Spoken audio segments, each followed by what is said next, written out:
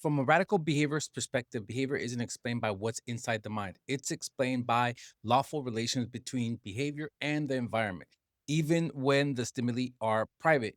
That distinction is exactly what the BCBA exam is testing. Radical behaviorism is not a rejection of private events, it's a rejection of treating them as something different in kind. Radical behaviorism is rooted in the work of B.F. Skinner and represents a comprehensive philosophy of behavior. Its goal is to understand all human behavior, public and private, using the same behavioral principles. That includes observable actions and events that occur within the skin. Nothing is excluded from the analysis. What made Skinner's position radical was not extremism, but scope. Prior to this approach, behavior was largely restricted to what could be directly observed by others. Radical behaviorism expanded the subject matter of behavior analysis to include private events without abandoning a natural science framework.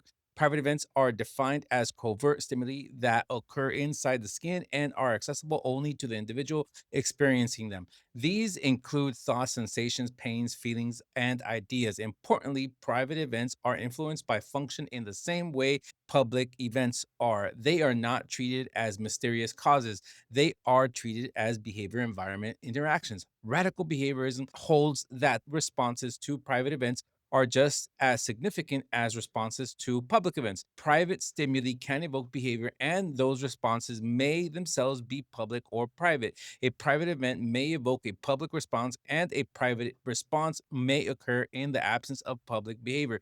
The key point is that lawfulness does not stop at the skin. A headache is a private event experienced only by the individual, but responses to that event are subject to the same principles as responses to any public stimulus. A sad memory may be private, but crying is public.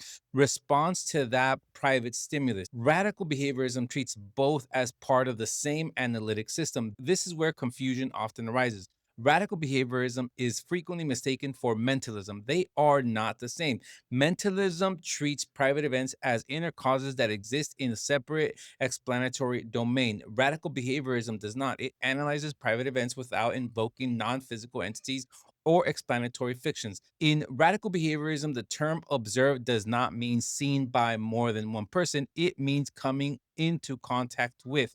A person can observe their own private stimuli in the same way they contact public stimuli. What is felt or introspectively observed is not evidence of a non physical world of mind or consciousness. It is evidence of stimulation occurring within the body. Skinner emphasized that events occurring within the skin do not have special properties simply because of their location. Responses to private stimuli are lawful and comparable to responses to public stimuli.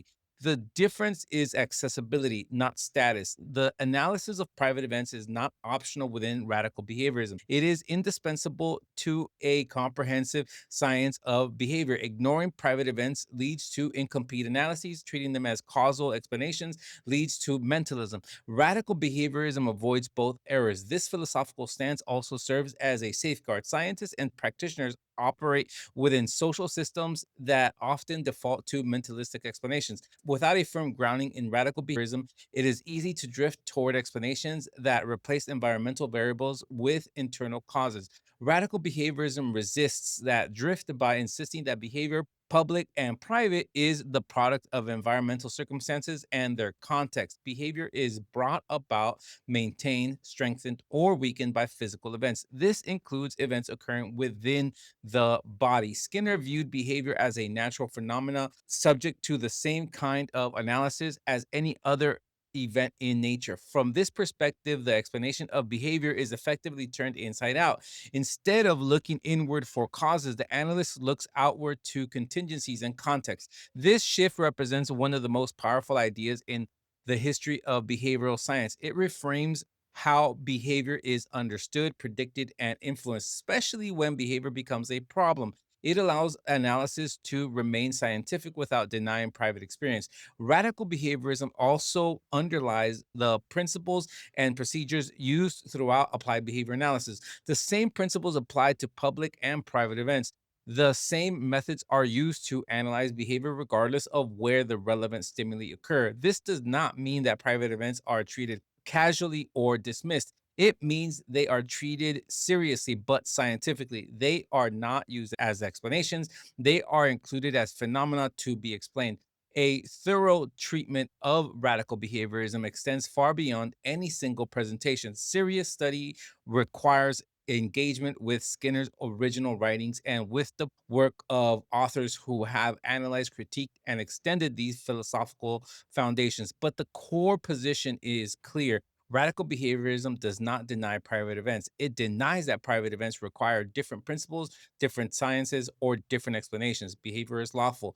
Private does not mean special. And explanation belongs in the environment, not inside the mind. The stance is what allows behavior analysis to function as a natural science, and it is why radical behaviorism remains the philosophical foundation of the field.